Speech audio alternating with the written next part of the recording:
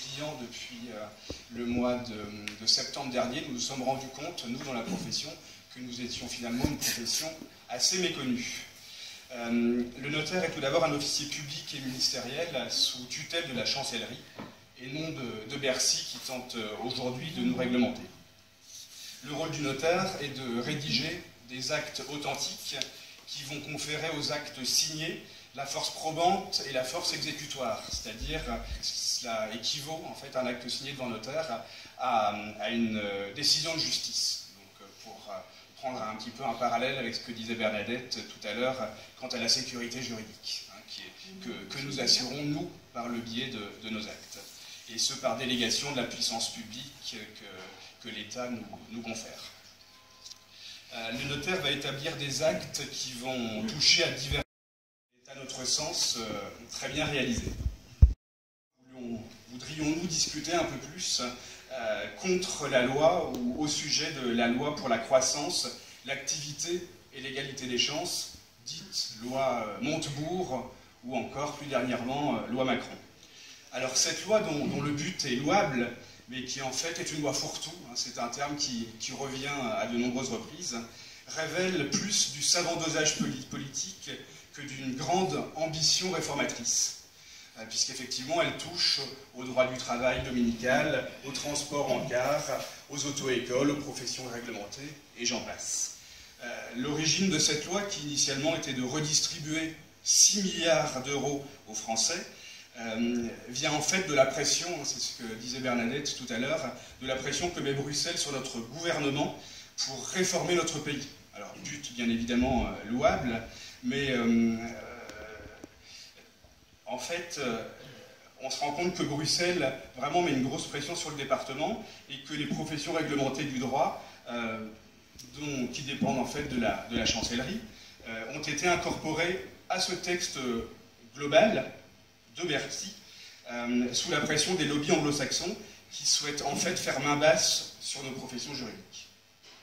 Alors, Benoît vous en reparlera tout à l'heure, puisque là, c'est à mon sens, en tout cas, l'étape ultime qui devrait arriver si les choses ne sont pas bien faites dès maintenant.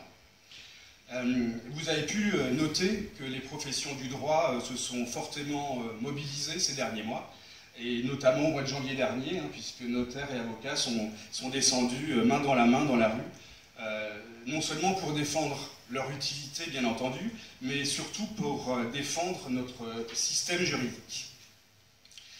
En effet, la loi Macron, alors là je vais me repositionner un petit peu sur la partie notariale, la loi Macron entend tout d'abord, afin de redistribuer tous ces milliards. Vous qui ont pu lire le Télégramme mercredi dernier ont sans doute eu leur attention attirée par cet article traitant d'un confrère du département qui a acheté son étude 900 000 € en 2008 et prix déterminé et validé par la chancellerie, notre organisme de tutelle, et qui aujourd'hui pourrait voir un nouvel office notarial s'installer en face de chez lui, sans bourse déliée. Aujourd'hui en France, et selon les années, il y a environ une cinquantaine de créations d'offices au niveau national, et l'accès à nos services est jugé très satisfaisant.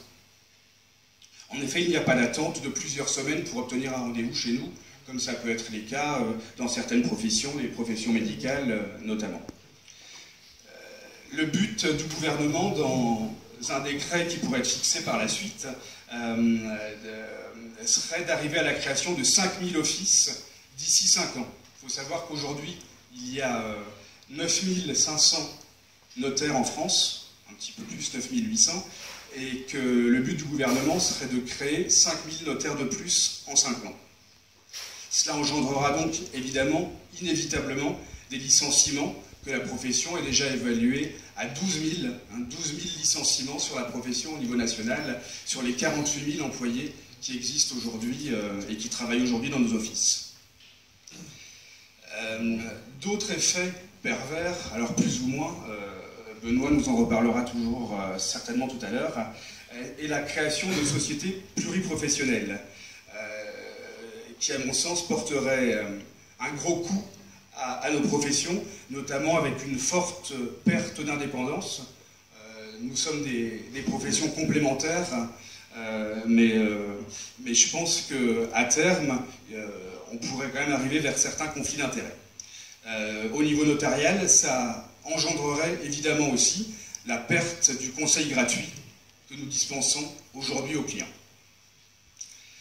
Pour conclure mon propos, je dirais simplement que, croyant poursuivre un bon libéralisme utile socialement, il est fort probable que la loi Macron suive en réalité les intérêts des ultralibéraux de la finance. Mais M. Macron ne vient-il pas lui-même de la finance? Et si aujourd'hui certains politiques, aveuglés par leur propre réussite, souhaitent supprimer les monopoles, qui ne sont en fait que des prérogatives de puissance publique déléguée, c'est en réalité pour constituer des mammouths des professions réunies du droit, avec les inévitables conflits d'intérêts qui guetteront alors au détour de chaque dossier. À titre d'exemple, aujourd'hui aux États-Unis, une vente immobilière sur 3 se termine devant les tribunaux. Et c'est vers ce système que cette loi nous amène. Une vente sur 3 aux États-Unis. À titre de comparaison, en France aujourd'hui, c'est uniquement, si on peut le dire, mais c'est toujours trop, une vente sur 1100. Une vente sur 3, une vente sur 1100, qui se termine devant les tribunaux en France. Et encore, le procès n'est pas perdu. Notre profession est de plus parfaitement assurée pour réparer les éventuels préjudices posés aux clients. Aux États-Unis, c'est aux clients de s'assurer. Et en l'espèce, seuls les mieux nantis se permettent ce luxe. Comme le disait Nicolas Sarkozy encore avant-hier, et je le cite mot pour mot, la réforme des professions réglementées, et notamment celle concernant les notaires, relève de la pure folie, car elle s'attaque à un système qui fonctionne et que le monde nous envie. En effet, pourquoi les Chinois, qui ont encore beaucoup à créer au niveau de leur système juridique, pourquoi les Chinois ont-ils fait appel au notariat français pour dupliquer point par point ce système dans leur pays?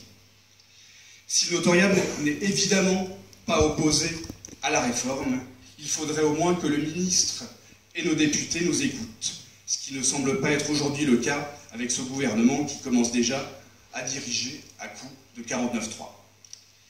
Certains veulent nous faire passer pour des rentiers, mais n'oublions pas que bon nombre de rentiers sont en fait nos professionnels de la politique.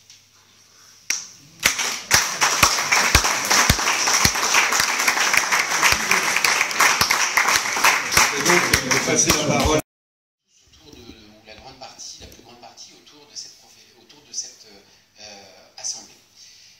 Là, par contre, je considère que l'on est allé en dépit du bon sens. À savoir que dans cette loi Macron, il est prévu aujourd'hui que les experts comptables, quand je dis aujourd'hui que demain, une fois qu'elle sera promulguée, pourront intervenir sur tous les domaines du droit, d'une manière générale, faire toute consultation juridique et ainsi de suite. Alors qu'auparavant, il y avait vraiment des garde-fous et ça n'était que sur une partie tout à fait accessoire à leur intervention comptable qui pouvait éventuellement avoir tel ou tel avis. Nous, ceci nous pose difficulté sur le plan de la sécurité juridique, puisque, comme vous le savez, des experts comptables ne sont pas des professionnels du droit, ce sont des professionnels du chiffre, avec qui nous sommes d'ailleurs amenés à travailler quotidiennement dans nos dossiers, notamment en droit des affaires. Et donc, que l'on ouvre demain, alors que le droit est quelque chose d'important, c'est-à-dire que ça touche à nos libertés, à tous, à notre façon de vivre à tous. Que demain, on ouvre à une profession qui n'est pas juriste la possibilité de faire du droit du jour au lendemain, en totalité à 100%, ça pose véritablement une difficulté.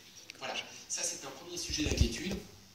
Second, on est une profession réglementée, les avocats. Alors, moins peut-être que les notaires ou que d'autres professions, puisque n'importe qui peut être avocat dès lors qu'il a son diplôme d'avocat. Ce qui n'est pas le cas, par exemple, pour Olivier ou pour tous les collègues notaires. Vous ne pouvez intervenir que si vous rentrez dans une étude ou que la chancellerie vous a autorisé à ouvrir une étude. Par contre, les avocats, n'importe qui peut être avocat. La seule chose qui nous fait être une profession réglementée, c'est qu'on avait certains privilèges, entre guillemets, et parmi ces privilèges, le principal, c'est le monopole de la postulation. Alors, je suis désolé, je suis technique, mais c'est ainsi que les choses se passent. Le monopole de la postulation au niveau des ordres devant le tribunal de grande instance. Et ce, partout en France. Alors, des ordres, il y en a à peu près 170, si je ne dis pas de bêtises, plutôt près de 180 en France. Donc, à chaque endroit où il y a un tribunal de grande instance, il y a un ordre des avocats. Et partout aussi où il y a ça, il y a un président et il y a un procureur. Il y a autant de procureurs en France qu'il y a, par exemple, d'ordres d'avocats ou de tribunaux de grande instance. C'est découpé comme ça. Dans le Finistère, on avait 3 tribunaux de grande instance jusqu'à la réforme de notre ancienne garde des Sceaux, Madame Rachida Dati. Il y avait Morlaix, il y avait Brest et il y avait Quimper. Il y a une suppression dans la réforme de la carte judiciaire de Morlaix, et donc aujourd'hui, on a par exemple dans le Finistère 2 tribunaux de grande instance que sont Brest et Quimper. Et donc on a 2 ordres d'avocats. Voilà pour vous expliquer un peu les choses. Tribunal de grande instance, c'est quoi? C'est le tribunal qui juge, par exemple, s'il y a un problème sur des ventes immobilières, il juge toutes les matières civiles dès lors que c'est supérieur à 10 000 € d'intérêt, ou dès lors que ça touche des choses qui étaient aussi présentes dans les tribunaux de grande instance, qui ont été supprimés au début des années 70 pour intégrer la profession d'avocat. Donc aujourd'hui, moi, quand je suis avocat et je suis aussi à faire le métier de ce qu'étaient auparavant les avocats. Il y avait, lorsqu'on intervenait dans un procès dans le tribunal de grande instance, une sorte de tarif, c'était la seule chose d'ailleurs qu'on avait à ce niveau-là, hors les honoraires, qui étaient les tarifs de ces avoués. C'est devenu totalement obsolète. Et nous, la profession d'avocat, on l'a dit depuis longtemps à la chancellerie, on était prêt, puisque beaucoup d'avocats ne l'appliquaient plus, ce tarif, on était prêt à dire, et pour montrer justement que dans la répartition de tout ce qu'on peut envisager des richesses, que c'était devenu obsolète, et donc qu'on l'abandonnait. Par contre, ce qui nous semblait être indispensable, c'était qu'on maintienne cette postulation au niveau des tribunaux de grande instance, pour avoir un enracinement au niveau local. Je vais m'en expliquer. Ce que prévoit la loi Macron, maintenant, c'est que la postulation, alors dans un premier temps, ils ont envisagé de la faire au niveau national. C'est-à-dire de dire, maintenant, n'importe quel avocat pourra intervenir devant n'importe quel tribunal de grande instance de France sans prendre de correspondant. Puis ce qui a été arrêté dans le dernier moment, c'est qu'on ait la possibilité de postuler au niveau de la cour d'appel. Alors nous, en droit, on a déjà fait la régionalisation. C'est-à-dire que la cour d'appel de Rennes, elle englobe les 4 départements bretons et la Loire-Atlantique. Donc demain, alors il est prévu que la loi, que ça s'appliquera 1 an après la promulgation de la loi. Après-demain, je pourrai donc faire un procès sans prendre de correspondant dès lors que j'ai un client qui est sur Vannes, sur Lorient, sur Rennes, sur Nantes, par exemple. Donc on peut se dire, c'est une bonne idée. Et c'est vrai que ça ouvre encore plus la plénitude pour tous les professionnels. Sauf que c'est une vraie fausse bonne idée. Pourquoi? Puisque nous, le risque que l'on voit, c'est que de ce fait-là, il va y avoir un aspect, et à Brest ça va être encore plus prégnant, puisque nous sommes tout au bout, il va y avoir un aspect d'aspiration encore plus développé vers les plus grandes métropoles que seront soit Rennes, soit Nantes. Puisque, vous l'avez bien compris, par exemple, parmi les plus grands clients, vous avez les banques, vous avez les assurances. Aujourd'hui, dès lors qu'elles ont des procès à faire, elles ont un cabinet d'avocats dans chacun des TGI, par exemple, de notre ressort de cour d'appel. Donc il y en a un à Rennes, il y en a un à Saint-Brieuc, il y en a un à Brest, il y en a un à Quimper, il y en a un à Lorient, il y en a un à Laval, il y en a un à Nantes. Demain, les banques et les assurances, qu'est-ce qu'elles vont faire? Elles vont choisir forcément un cabinet d'avocats parmi les siens en disant on vous prend, on vous donne maintenant toute la région en compétences, vous traiterez tous nos dossiers, évidemment vous réduisez les prix. Là, la demande voulue par la loi est respectée, sauf que vous allez avoir tous les autres anciens cabinets d'avocats qui vont perdre ces clients qui sont des clients très importants. Et donc ceci va aboutir à quoi? Au fait que vous allez avoir encore plus d'avocats sur Rennes et Nantes, qui sont déjà beaucoup plus gros que nous. Vous voyez à peu près la taille de Brest et de Rennes. C'est vrai que la différence s'est faite un peu plus forte ces dernières années. Il y a encore 15-20 ans, on était à égalité. À Brest, on est presque 200 avocats. À Rennes, ils sont 700. Vous imaginez? À Nantes, ils sont presque 800. On est... Un système de questions-réponses. Et je reviendrai par la suite pour justement conclure sur cette loi Macron. Voilà, donc qui souhaite se lancer éventuellement sur une première question?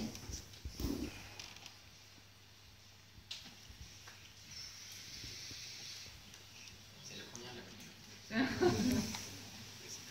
On a été très clair. Voilà, on a été très très loin, mais je pense que c'est plutôt qui fait que c'est la première étape. Oui, Jacqueline. Nous avons pu comprendre que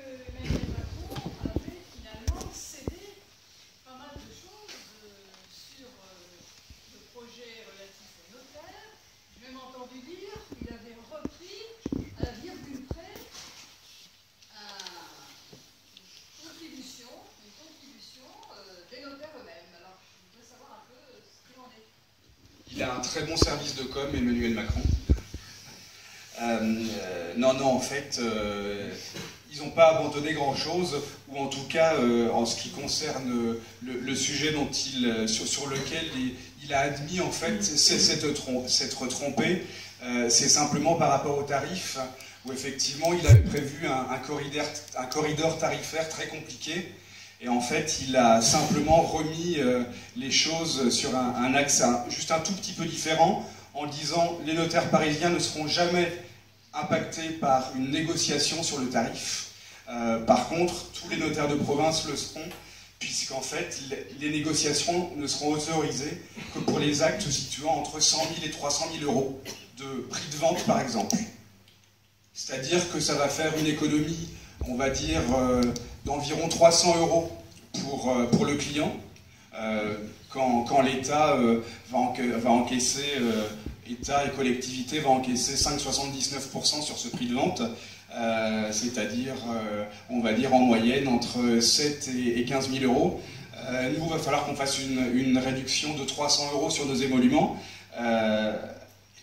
Et si vous vous souvenez de ce que je vous ai dit tout à l'heure, ça aura un gros impact pour nous, puisque ce sont justement ces actes-là qui vont nous permettre de faire les petits actes, qu'à ce moment-là, on sera obligé soit de refuser, d'où le refus d'instrumenter, soit de surfacturer, comme ça se passe aux Pays-Bas, comme je vous l'ai expliqué tout à l'heure.